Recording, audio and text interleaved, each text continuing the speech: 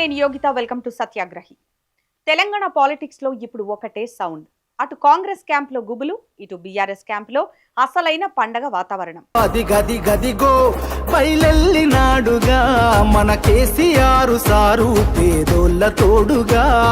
ఎందుకంటారా? తెలంగాణ తొలి ముఖ్యమంత్రి Kalvakuntla Chandrashekar Rao route map ready చేసుకున్నారు. అవును, మీరు విన్నది నిజమే. KCR is back.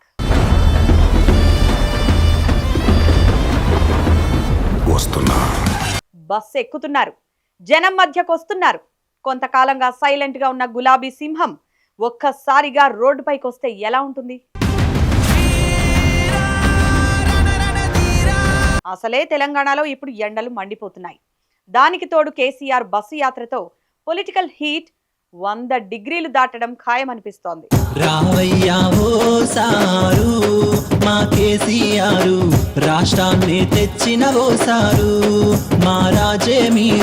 కేసీఆర్ గనక బస్సుపైకి ఎక్కి మైక్ పట్టుకుంటే అవతలి పార్టీల లీడర్లకు చెమటలు పట్టడం గ్యారంటీ అని సోషల్ మీడియాలో మీమ్స్ ట్రెండ్ అవుతున్నాయి. అసలు ఈ బస్సు యాత్ర వెనకున్న అసలు కథేంటి? రేవంత్ రెడ్డి పాలనపై కేసీఆర్ సంధించబోయే అస్త్రాలేంటి అనేది ఈ వీడియోలో చూద్దాం. ఈ ప్రభుత్వం 4000 ఇస్తామని చెప్పినారు. 4000 రూపాయల పెన్షన్ వచ్చిందా? రాదు, కూడా ఇక వచ్చే అవకాశం కూడా లేదు. కాంగ్రెస్ ప్రభుత్వం అధికారంలోకి వచ్చి కొన్ని నెలలు దాటిపోయింది. 6 గ్యారంటీలు, అద్భుత పాలన అంటూ ఓదరగొట్టారు. మహిళలకి ఫ్రీ బస్సు ప్రయాణం అయితే ఇచ్చారు గానీ ఆ బస్సుల్లో సీట్ల కోసం జుట్టు పట్టుకొని కొట్టుకునే సీన్లు మనం రోజు చూస్తూనే ఉన్నాం. అది పక్కన పెడితే అసలైన ముచ్చట రుణమాఫీ, రైతు భరోసా.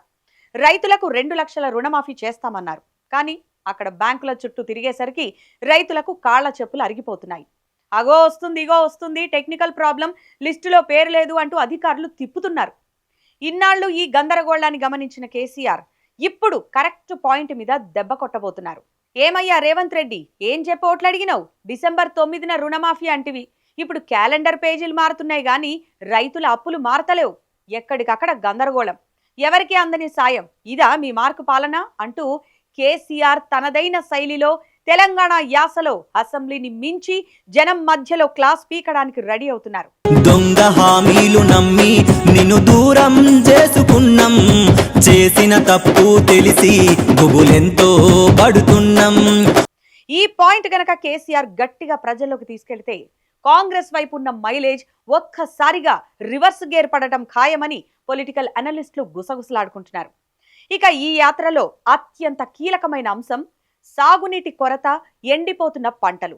ఒకప్పుడు 1 కోటి ఎకరాల మాగాణం అని పిలుచుకున్న తెలంగాణలో ఈ రోజు మళ్లీ పొలాలు నెర్రెలు బారుతున్నాయి.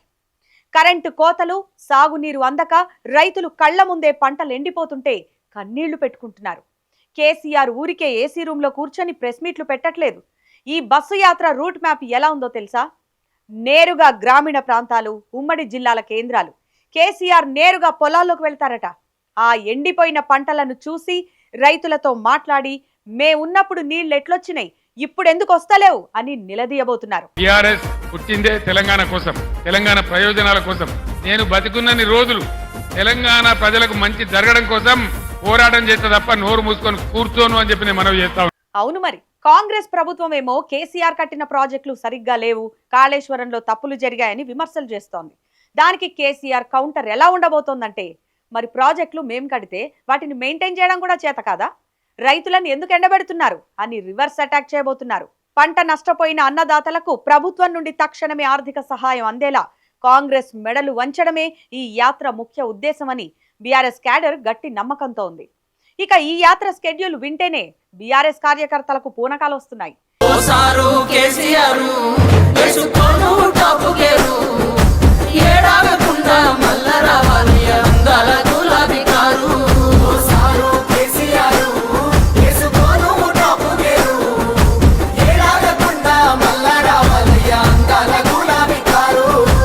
ప్రతి నియోజకవర్గంలో రోడ్ షోలుంటాయట. బస్సుపై నుంచే కేసీఆర్ మైక్ పట్టుకొని సింహగర్జన చేయబోతున్నారు.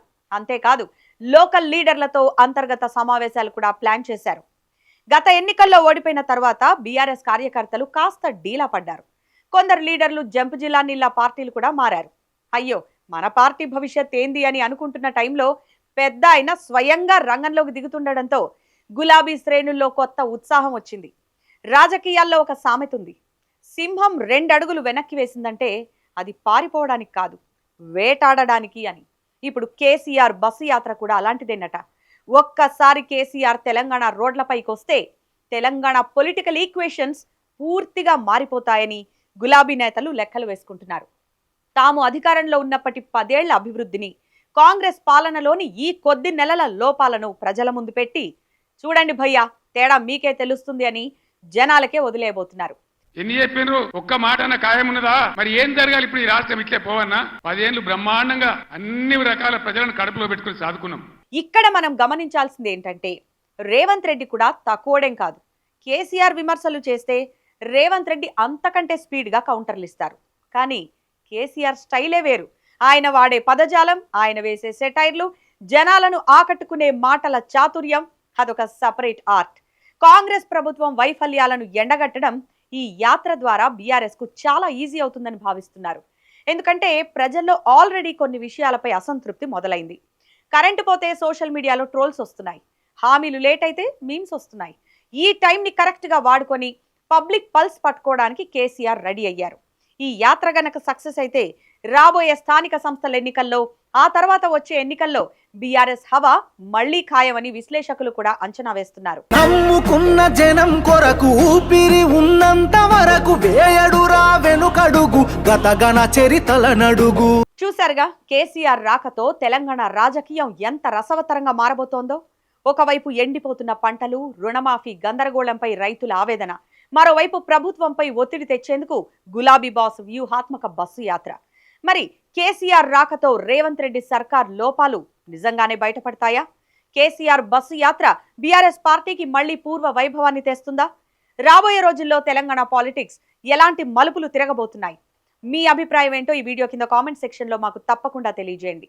ఇక ఈ వీడియో మీకు నచ్చినట్లయితే లైక్ చేయండి, షేర్ చేయండి. ఇలాంటి లేటెస్ట్ ఇంట్రెస్టింగ్ పొలిటికల్ అనాలిసిస్ కోసం మన ఛానల్ ఇప్పుడే సబ్స్క్రైబ్ చేసుకోండి. Thanks for watching.